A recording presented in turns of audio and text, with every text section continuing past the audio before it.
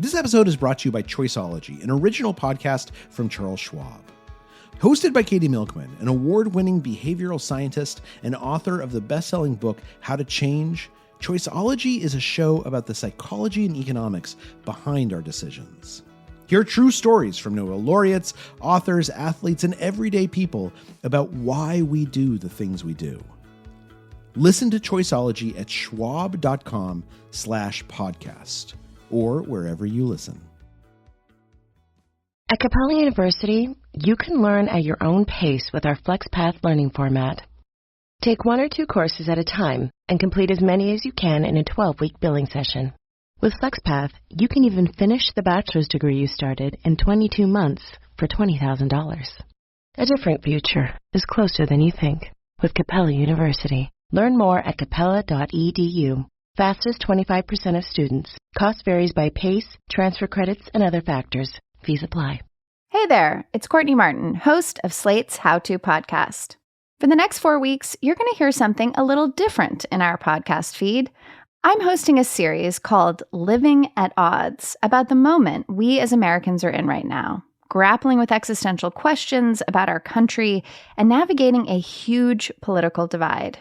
So we'll talk to people who are living at odds with one another, with their family legacy, and with the future. We hope you enjoy it, and we'll be back with a regular How To episode on May 6th. Here's the first episode of Living at Odds.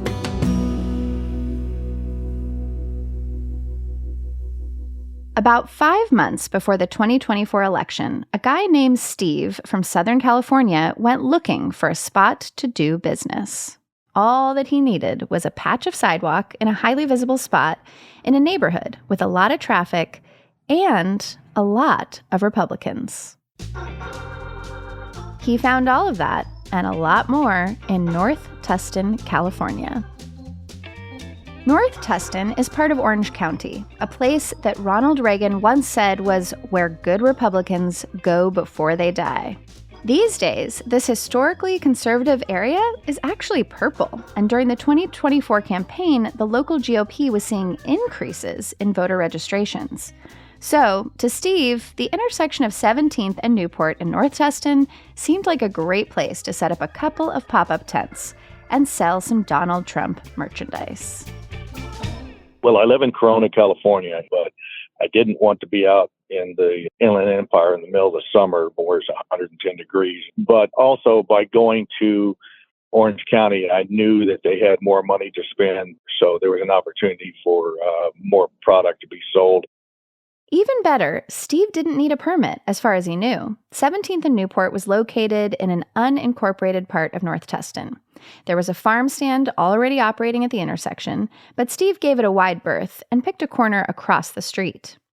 By the way, he was new to all of this. That summer, Steve had seen an ad looking for people who wanted to sell Trump merchandise, and he figured, hey, why not? It was just like, okay, I'm retired, I'm doing nothing, I'm a staunch Republican in terms of I'm going to vote. So it was an opportunity just to put a few bucks in my pocket and be able to get out and promote him as president. On his first day in North Tustin, Steve set up his booths and filled them with Trump t-shirts, lighters, bottle openers, pool toys, and golden busts of the candidate. He lined the edges of his tents with a big seller, MAGA ball caps. Then Steve unfolded his chair, sat down, and people just started buying stuff. It was strong support when I first set up, but particularly the support was even stronger after the first assassination attempt of Trump when he was in Pennsylvania. People came out and they said, listen, just give me all the gear that I want to buy and I'm here to support Trump.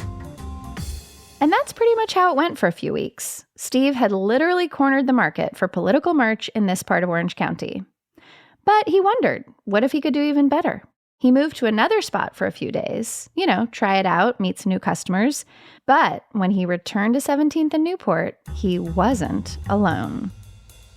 She showed up approximately 3 or 4 weeks after I started setting up. And the day that she did show up, she beat me there. So, somebody else there at my corner. The competition was named Sandra, and she was not selling Trump merchandise. I got out of the car I said, so you're supporting Kamala Harris? And she goes, yes. And I said, well, I guess we're going to be neighbors. With some tension. This is Living at Odds, a series from Slate about what holds us together when so much threatens to break us apart. I'm Courtney Martin, the host of Slate's advice podcast, How To, and the author of a bunch of books that wrestle with questions around what unites and divides us in this chaotic, unequal country. You might have noticed, Americans right now are navigating very fraught waters in our politics and culture. The divide between us feels larger than ever. No matter which presidential candidate you supported in last year's election, you're living through a moment of existential crisis in our country. It's a fundamental questioning of who we are, what we believe in, and how we're supposed to live together. Over the next 4 episodes, we're going to talk with people who are, to use Steve's phrase from a moment ago, neighbors with tension. We're going to look at relationships between people where these questions are viscerally alive. And I'm going to have some help.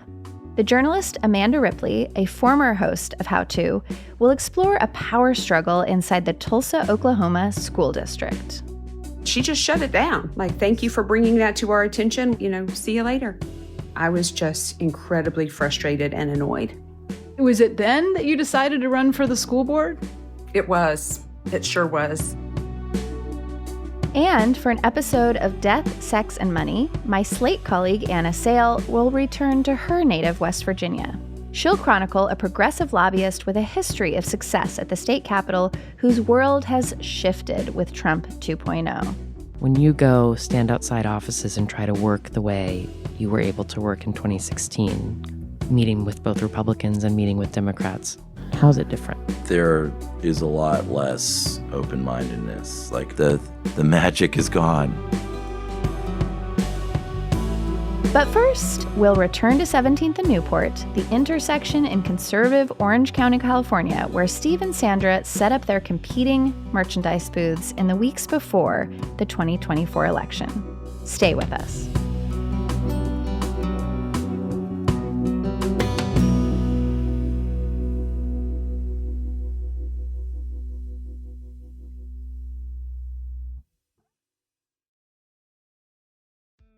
This episode is brought to you by Choiceology, an original podcast from Charles Schwab. Choiceology is a show all about the psychology and economics behind our decisions. Each episode shares the latest research in behavioral science and dives into themes like, can we learn to make smarter decisions, and the power of do-overs. The show is hosted by Katie Milkman. She's an award-winning behavioral scientist, professor at the Wharton School, and author of the best-selling book, How to Change. In each episode, Katie talks to authors, historians, athletes, Nobel laureates, and everyday people about why we make irrational choices and how we can make better ones to avoid costly mistakes. Listen and subscribe at schwab.com/podcast or find it wherever you listen. This podcast is brought to you by Progressive Insurance. Fiscally responsible, financial geniuses, monetary magicians. These are things people say about drivers who switch their car insurance to Progressive and save hundreds. Because Progressive offers discounts for paying in full, owning a home, and more. Plus, you can count on their great customer service to help you when you need it, so your dollar goes a long way. Visit Progressive.com to see if you could save on car insurance. Progressive Casualty Insurance Company and Affiliates. Potential savings will vary. Not available in all states and situations.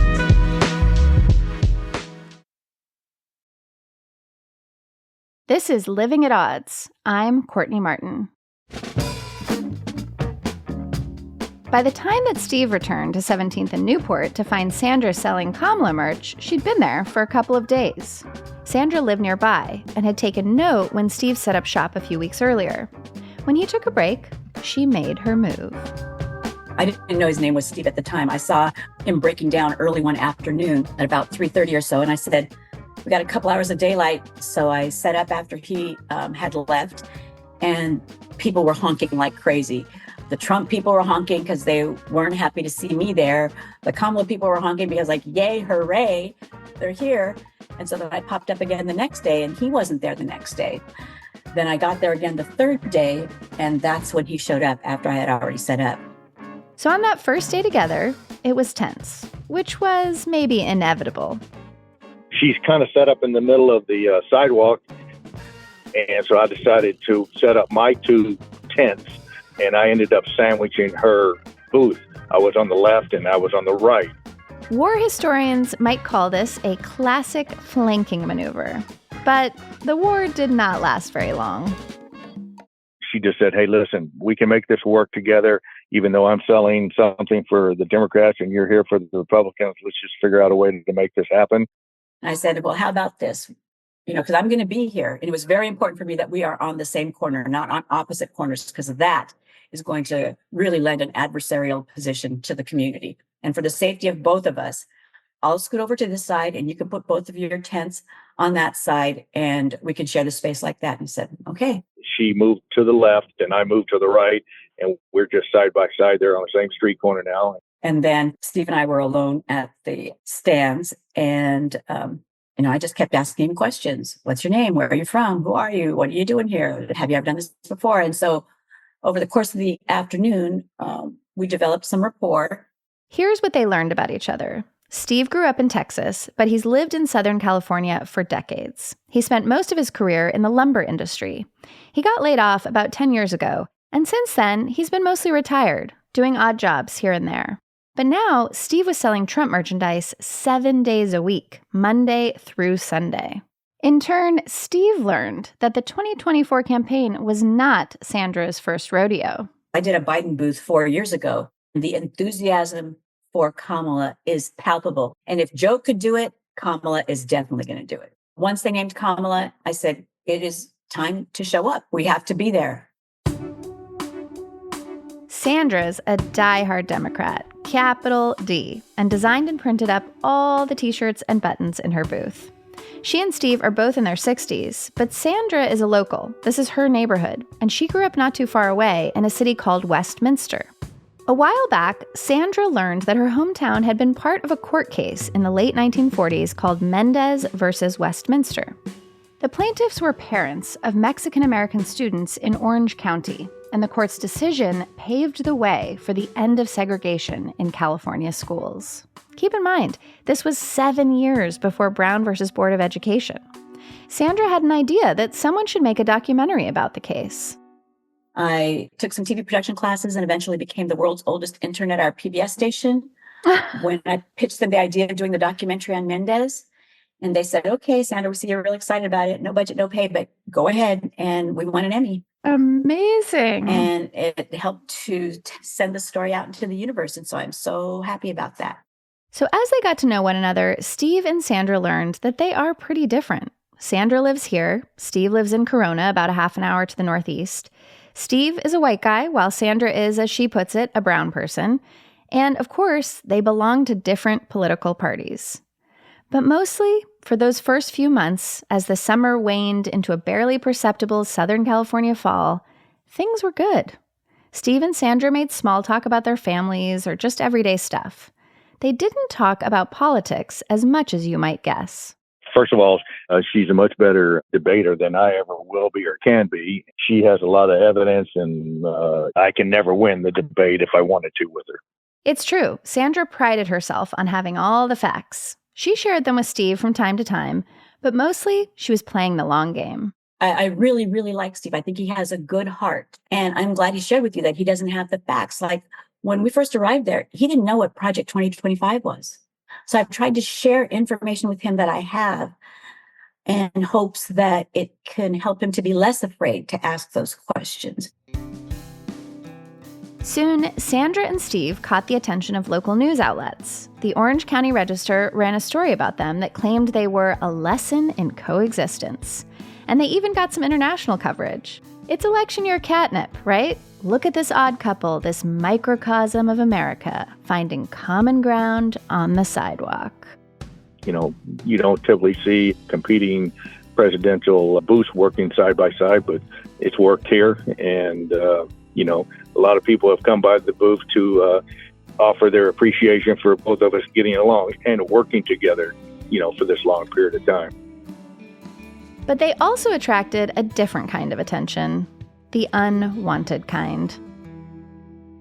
People were honking and, for us, against us, whatever, flipping me off, calling me the N-word, all those things. The statement that I heard that put me back a little bit to think was people yelling at me, "Go home." This is my neighborhood. I am literally 2 minutes away from that corner. And I saw one person that drove down the street yelling, "Go home." His house was just a few houses away from where I was. And I remember when my husband and I were looking for houses in the neighborhood, we almost bought the house on the other side of where they were 30 years ago. I remember thinking, where do they think I live? Sandra eventually made a sign. With Steve's okay, she hung it in the space between their two booths, and it read in all capital letters, "We both ask, please, be nice." Welcome, welcome. Hi. It's a good day. It's a great day. To change the world. Yes. Yay. So I've got just a medium in this one, and a small in this one, and then I've got... Election Day, November 5th, was a sunny day in Orange County, and a perfectly mild one, if a little windy. Steve and Sandra's booths stayed busy pretty much all afternoon. There was some foot traffic, but mostly people parked their cars around the corner and walked on up. Everyone had a good chance at being offered some freebies from Sandra. Grab yourself a button, you get a free button for being at the booth, and a little Kamala candy, too. We are almost out of Cheetos and everything else. Cheetos? Sandra's enthusiasm was contagious. We are almost out of everything. Isn't that great? It is. Amazing.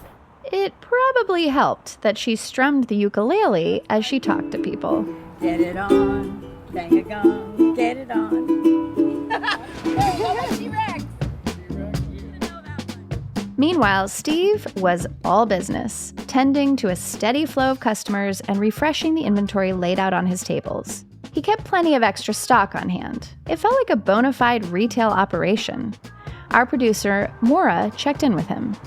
What are the big sellers for you? Probably the hats, because you get full exposure. Yeah. Wherever you wear the hat, everybody sees it. And I've sold out of coffee cups.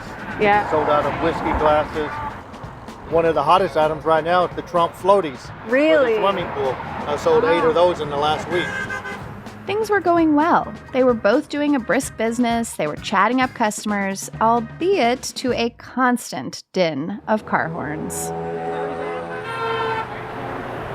It seemed like every passing driver wanted to show support for someone. It's so funny when they honk because you don't know who they're honking for. I hear horns in my sleep. Can't wait for this to be over now. After so many weeks on the corner, Steve and Sandra had grown weary of the honking. So had the neighbors from the homes nearby. Some of them had complained to them about the noise. But those complaints and all that honking paled in comparison to some other interactions with drivers and pedestrians. During their time on the corner, Sandra and Steve had endured a lot. Especially early on in the campaign when we were coming out here, some younger people, it was like the bully group, come up and just yell the most vile, hurtful things. People yelling the F word or the N word or the C word. It just makes me sit up and pay attention because anything could happen once those. It's like somebody lighting a match. Anything could happen when that somebody pulls that out. I've had people, specifically one lady who's a school teacher, try to stop Trump supporters coming to my booth in the street to prevent them from buying. She yelled at them, told them they're completely dumb and uneducated in the middle of the street. When angry people did show up, it probably felt better to have a friendly face sharing the street corner. But even in good times and with allies, both Sandra and Steve had to grapple with the same question. What are you doing next to them? Do you get comments from people about being right next to Sandy's booth? They wonder why she's here. What do you tell them? I said because she's allowed to be here because it's first come, first serve. We don't need a permit or business license to be here to sell. So I share the corner with her. Do you think it's worth telling people, she makes me cupcakes? Like, do you think that level of collegiality is helpful, or is that intention I don't mention it other than when the news is around because I don't want to be considered a traitor. Do you think you would be? possibly, collaborating with the enemy. In Yeah. the eyes of other people, I don't look at it that way, though. I have had people approach the booth saying, I don't feel comfortable being so close to the Trump booth because we are literally an arm's length away from them. And not just being away from so close to that booth, but so close to the people that attend that booth. And they're afraid. And I didn't even think of that so much, and I get it. But I thought it was really important for us to be seen on the same side at the same corner. We are on the corner at the very tail end of your time on election day. It is 3:57. How are we feeling? Confident? Yeah? I am more than certain that it is going to be a resounding victory for Kamala. I got to disagree a little bit because I got people telling me Trump is going to win hands down. They say they can't wait till the celebration to start. I know that a lot of folks that are coming to my booth are optimistically anxious because we lived through what happened with Hillary, and if Joe won, the enthusiasm for Kamala is exponentially higher, and Trump has done nothing to really woo new believers, and so I know it's Kamala for the win.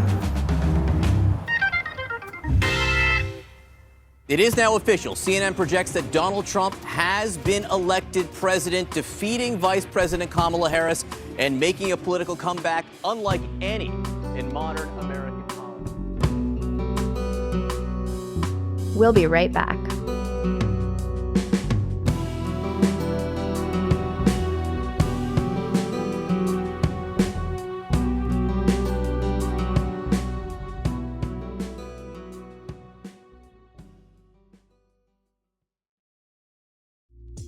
Hiring shouldn't be a hassle or a drain on your budget. Upwork is the one-stop shop to find, hire, and pay top freelance talent, saving you time and keeping costs in check.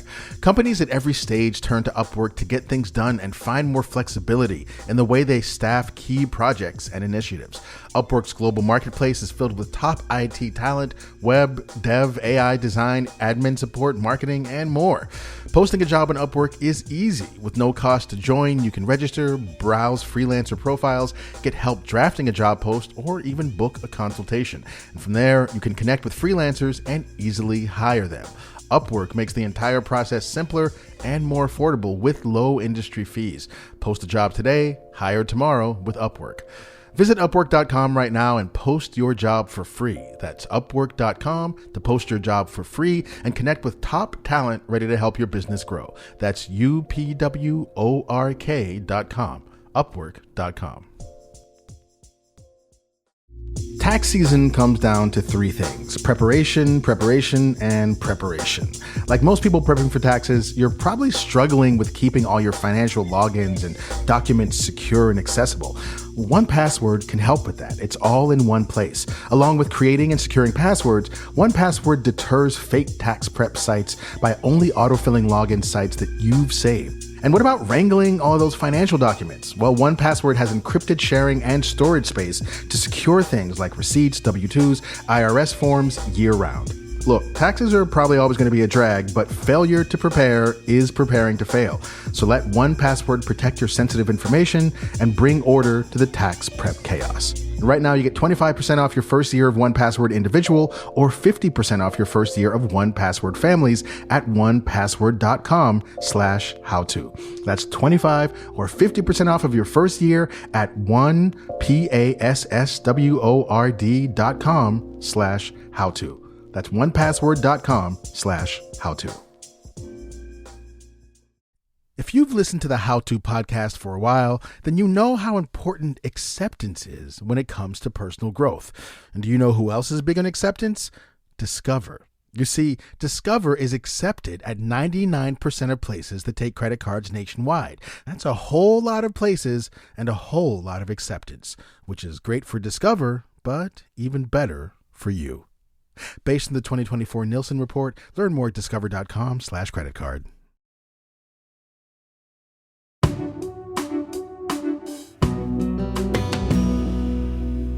A couple of days after Donald Trump's victory, our producer Maura reached out to both of our merch sellers. Steve, for his part, was delighted. I'm most excited to have him, as he claims, starting on day one, enforce the immigration issues, and then he's going to reverse all the transgender scenarios that Biden had put into place, and no more federal funding and spending on that. Do you feel pretty confident that he's going to follow through on the stuff that he has campaigned on? Yeah, I do. I strongly do. Mm-hmm. Assuming I don't cross paths with Sandra anytime soon, just tell her I said hello and that I'm sorry that it didn't go her way, and I'm sure she's disappointed, but certainly not going to rub salt in it. All right. I will let her know. Okay. Sandra, meanwhile, was shocked and heartbroken. It really caused me to reconsider what I had come to believe about America and what America really is.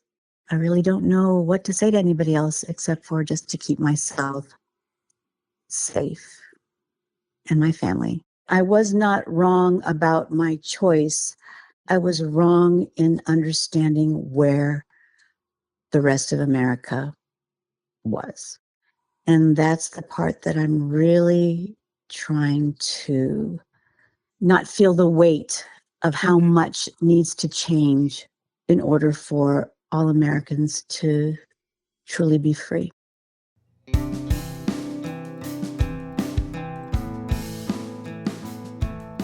Sandra was definitely not the only person struggling to carry that weight. I was certainly not as surprised that Trump won this time around as I'd been in 2016, but I was crestfallen for different reasons. I worried not just that a lot of Americans didn't share my reality and my fears about that reality, climate change and wealth inequality chief among them, but that our foundational democracy was at stake. In other words, it's not that we disagree about the issues, it's that our political system could crumble and a whole lot of people could die. That's where all this well-intentioned talk about civility gets kind of tricky for me. When is the time to be civil? And when is the time to call out the threat of civil war? I was starting to feel like this petri dish of Sandra, Steve, and now weirdly me was a place to feel out what the moment demands of us. After Election Day, Sandra didn't go back to the corner, and for the next 2 months, she and Steve didn't really talk. I didn't know what to say because the truth of our relationship is that we were friendly, but we're not friends. Does that make sense? Absolutely. That at the booth, we had a shared goal, and that was for everybody to go home safe. Now, on the other side of the election, what is our shared goal? I have regard for Steve, but I feel like we were involved in a group project, and a lot of us did our homework, and some of them didn't. And this is where we ended up. We're all in this boat, and he's not rowing. When I talked with Steve, he was still in a booth selling Trump merch, but he was now in a new location, not in North Tustin. For a few weeks, he had managed to stay on that same street corner without Sandra. And then something changed. There was no issue for 6 months until after November 5th. And the reason is the Democrats, and I'm calling them sore losers, have gone to code enforcement and pushed me out. You're allowed to be in the unincorporated area of the county, but they told me they're banning me from the street corner here because I'm in a residential neighborhood. So whether or not the Democrats got pissed off after the election, or it's because Sandra was here and the Democrats were wanting to support her up to November 5th, I'm not sure. But the same code enforcement officers tell me that it's complaint driven. So the only people that are complaining are the Democrats. Do you miss Sandra? Is it lonely there without her by your side? A little bit, but at the same point, I don't have to listen to her ukulele. So Steve carried on selling Trump Vance merch at his new location into the new year. Business was steady as ever. By the time I got a chance to talk to the two of them next, a lot had happened in just a few weeks. Devastating wildfires had ripped through huge swaths of Southern California. And then, as we're all keenly aware, Donald Trump was inaugurated for a second time on January 20th. And so began a flurry of executive orders, appointments, and mass firings of federal workers that were immediately controversial, and to many, frightening. So we got Steve and Sandra to talk for the first time since Election Day. We wanted to understand how the seed of their unlikely relationship, all those tentative political conversations while watching traffic from their spot on the corner, that call for a fragile kind of peace, had grown. Or not. You see, the thing about stories like these is that they are too often oversimplified. You hear about people who reach across the aisle and are better off for it. That's cute, but it's not real. This is not that story. And one more thing before I play our conversation for you. I had tried to play it pretty cool in my other interviews with both of them in terms of my own political leanings. I was thinking, I wanted to make ample space for them to both communicate authentically about where they were at, not make it about me. But in recent days and weeks, I've been thinking a lot about the limits of civility. When tyranny is knocking on the door, it's time to draw some moral lines in the sand. Even, and maybe especially, with a truly likable guy like Steve. Steve, how are you feeling about what Trump has done so far? I think he's doing what he promoted his platform to be when he was running for president. He's cracking down on immigration. He is reviewing the tax scenario, and he's basically stuck to his guns about what his promises were. And I think in the last 2.5 to 3 weeks, he's started making good on those promises. I think he's just flat out lied to everybody about Project 2025. Everything in his administration is tied to Project 2025. And in fact, I understand that the SAVE Act is going to require that the name on your identification match the name on your birth certificate in order to be eligible to vote. And so who's that going to impact most? Women. Going to keep women from voting. That's the whole purpose of that act. It's all a lie. It has all been a lie. I just wanted to go back and ask one question, if I could, to Sandra real quick. Yes, please, Steve. Sandra, do you think in the next 4 years that the women's right to vote is going to be taken away? Is that what you're anticipating? It's entirely possible. It's entirely possible. So you feel like that's going to happen after all of the time that it was for women to be given the right to vote, with everything else from the 1950s, 1960s to 70s to where we're at today? You feel like there's a strong possibility that it's going to be taken away? You personally feel that way? That women are not going to have the right to vote? Have you read anything in Project 2025, Steve? No, I don't. But I don't think that's possible. I don't know why you feel like it is strictly women that are going to lose the right to vote. I just don't get that opinion, and I don't feel that ever is going to happen. I believe that you believe that it will never happen. Do you know what the words DEI stand for? Vaguely, but not. I don't know enough about it to speak about. Diversity, equity, and inclusion. Do you know that has been wiped from all of the federal websites? Because they view that is about undermining white privilege in this country. Diversity, equity, and inclusion is what keeps people who are in our age bracket, Steve, we're in our 60s.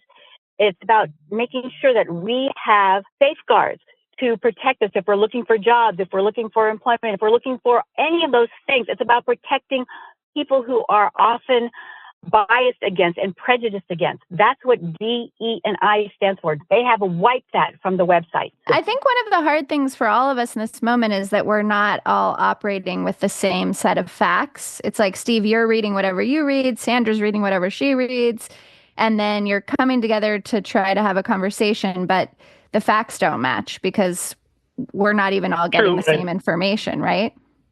But I do want to get out of the weeds because we're not here to just, argue about all this stuff. I want to hear you both speak a little to, since the election, since the inauguration, how has your relationship with one another come up for you? Have you thought about it at different moments? Do you feel like it's important for people who disagree like you do to be in relationship? Does it feel hopeless? I'd just love to hear your take in the last month or two, how you've been sitting with this relationship. Courtney, we haven't really had any discussions. I haven't spoken to Sandra since the election, but there really wasn't a whole lot to speak about. It is what it is for the next 4 years, and we all got to live with him being the president. And it's the same way when the Democrats are in office. But does knowing Sandra, having known her and having been in conversation, put a face for you to the Democratic Party that you wouldn't have had before? Do you think twice about some of your assumptions about folks? Sure, because she was able to explain a lot of things to me when we had downtime, and she would talk to me and tell me about things. I can't compete to debate against her because she's more prepared and more of a person that has all the facts. I just don't. I was able to learn a lot from her based off her giving me descriptions of feelings and through data and everything else that she had researched. How does it feel to hear that, Sandra? I know that changing people's hearts and minds takes years, and I do appreciate that Steve listened. However, I see fascism growing in our country, and that still doesn't give me hope. I did not know until relatively recently that they teach history different in the southern states. Like in California, we were taught that the Civil War was fought to end slavery, that it was not humane or proper to own other people as property. And that in the southern states, they teach that primarily the Civil War was fought over states' rights, that we have a right to decide how we run ourselves. If we don't come together as a nation on what our shared vision, values, and goals are, this is always going to be that people feel that they have the right to treat others differently, and that as a state, they can make that happen because that's how the people in their state are voted, or the majority, or whoever it is. That is abhorrent to me. Abhorrent that there are still schools in this country that fly the Confederate flag. When all this is said and done, when we come on the other side of this, we're going to have to do what Germany did and make it illegal to have Confederate flags and MAGA hats. That is going to have to be illegal. That is just how it's going to have to be. I get what Sandra is saying, but you got to understand, too, everybody is not from the same place. I grew up in the South. I grew up with the Confederacy flag, and I don't agree with everything they have represented now that I'm an adult, but your own experiences shape you. And it doesn't say it's right or wrong. It's just what you've only experienced.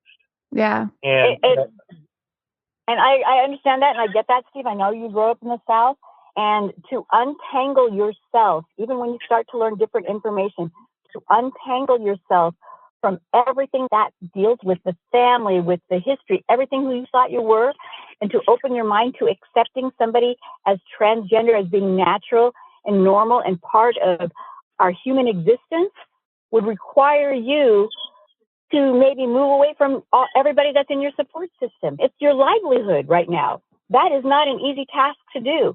I get it. I have done that. I have walked away from family because of different ways of people treating my child or other folks too. I walked away from a church because of that.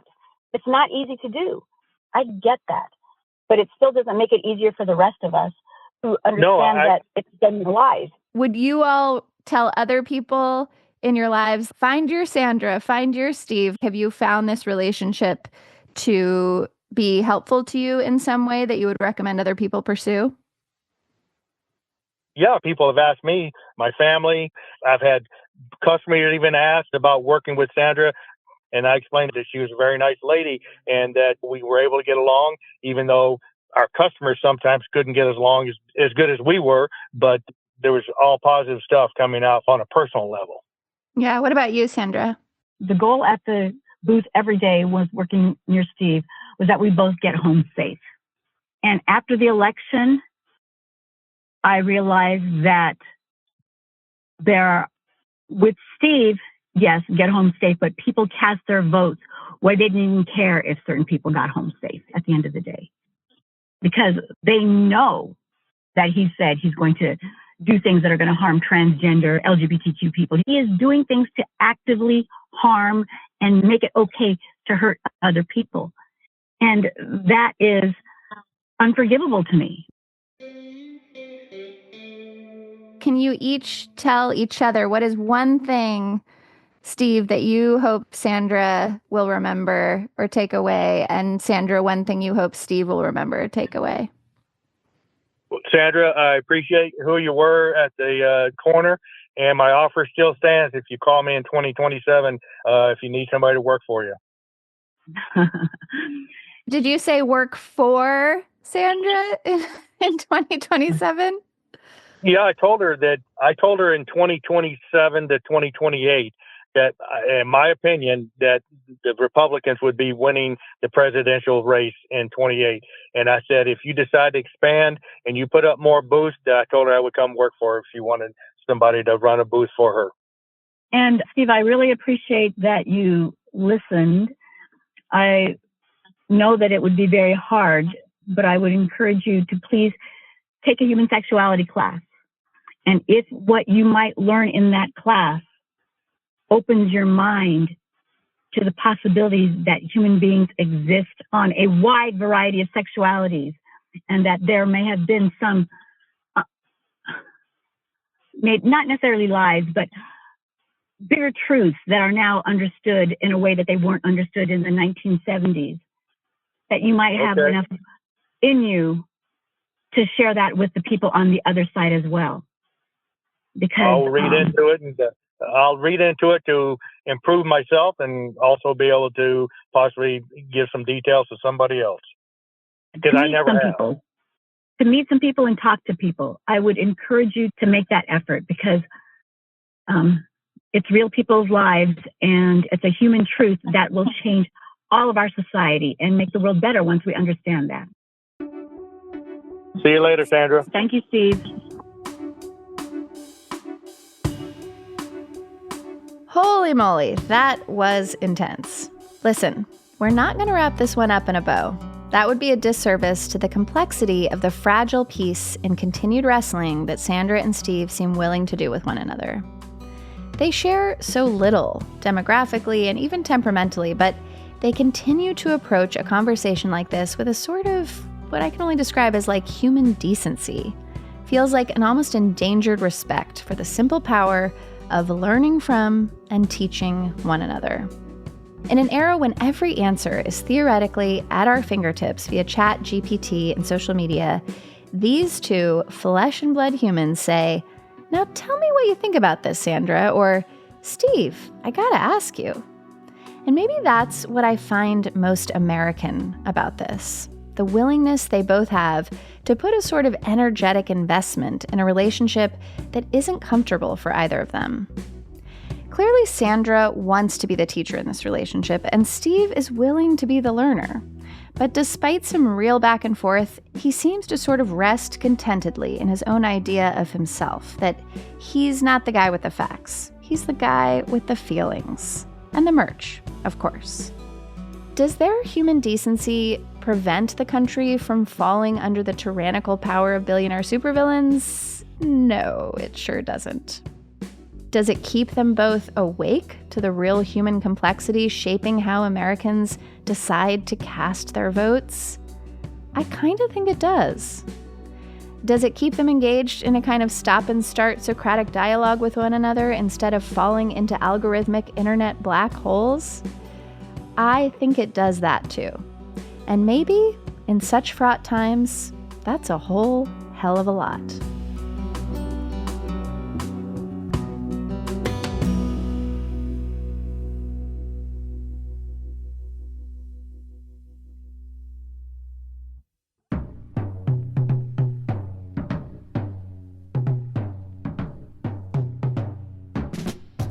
On the next Living at Odds, we'll leave this Orange County street corner and head to Tulsa, Oklahoma, for a look at a power struggle between two local public school officials. One of them was determined to oust the other, but that's not quite how it worked out.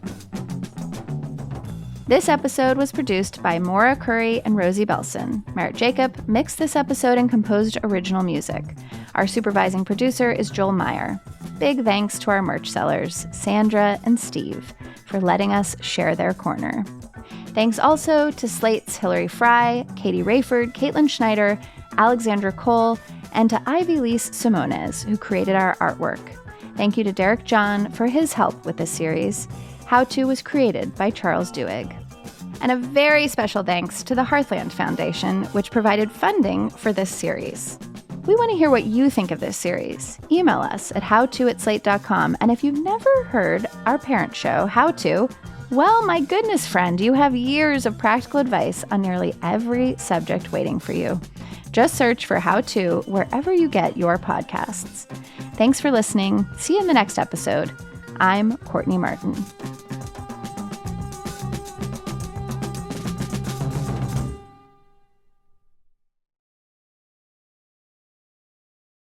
Today's episode is sponsored by Smart Travel, a new podcast from NerdWallet. I'm Sally French. And I'm Megan Coyle. We're travel writers at NerdWallet, and we love helping you make your travel budget work smarter. Because who doesn't love more trips for less money? People who hate fun, Megan, that's who. But that's definitely not you, person who is listening to this right now. On Smart Travel, we don't just hand out travel advice, we break it down. Like, should you get that fancy airline credit card with the huge sign-up bonus? Or is that just a shiny trap leading you to financial ruin? We have the answers. The answer is, it depends, by the way. That's why we do the research for you. We crunch the numbers, dissect the fine print, and make sense of loyalty programs so you don't accidentally spend all your hard-earned points on a sad airport hotel booked amidst a canceled flight. Each week, we tackle real travel questions like, is travel insurance worth it? How do you spot a good flight deal before it's gone? And can you actually use those random miles your aunt gave you for Christmas? Also, I want that aunt. Look, we don't just sit here and talk about travel. We live it. I once turned a canceled flight into a free trip to Denver, $200 in United vouchers, and $45 in Starbucks gift cards. And you were so patient through it all. We've got practical tips, expert interviews, and plenty of hot takes. I call them hot takeoffs. To help you travel smarter, not harder. So whether you're planning your next getaway or just love staying ahead of the travel game, follow Smart Travel on your favorite podcast app. Your passport will thank you, and so will your wallet.